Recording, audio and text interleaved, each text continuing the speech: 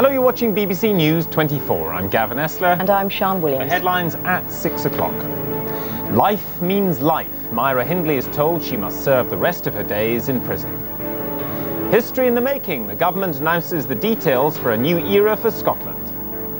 And celebrating the all clear, a woman involved in an AIDS scare at a military base proves negative in an HIV test and says she may sue the army.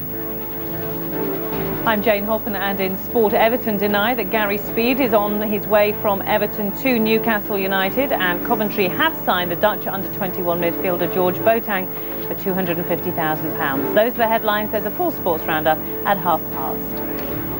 And in a moment, we'll be talking to the opposition spokesman on constitutional affairs, Michael Ancram, for his view on that devolution bill. But first, Rob's here with some weather. And Rob, looking at your chart, it looks quite warm.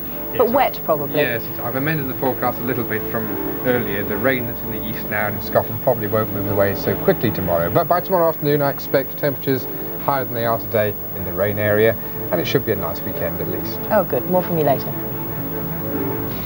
Myra Hindley has failed to overturn the Home Secretary's decision that she must stay in prison for the rest of her life. The Lord Chief Justice and two senior judges ruled that Jack Straw is legally entitled to decide that a life sentence should mean life. But there is a chance that she could still be released, as Peter Gould reports. You're watching BBC News 24.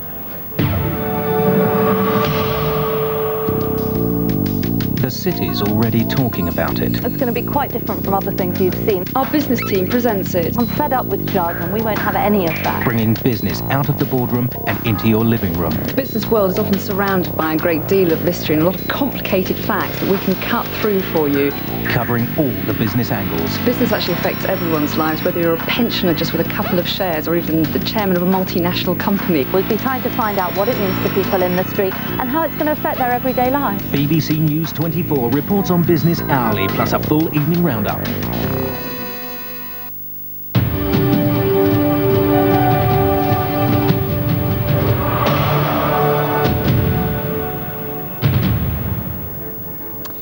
Fears about the health of the Duchess of York have proved unfounded. Sarah Ferguson was admitted to a private clinic earlier this week. Doctors say a lump found under her arm during a routine checkup a few days ago was caused by a viral infection. Now let's find out what to watch tonight with Mark Webster and his Essential Guide.